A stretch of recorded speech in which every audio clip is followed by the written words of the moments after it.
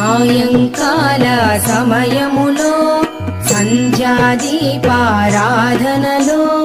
వచ్చును తల్లి మహాలక్ష్మి, వచ్చును తల్లి వరలక్ష్మి. కాళ్లకు గజ్జెలు కట్టింది, మెడలో హారము వేసింది, పిలచిన వెంటనే పలికింది, అడిగినదంతా ఇచ్చింది. సాయంకాల సమయములో సంధ్యాదీపారాధనలో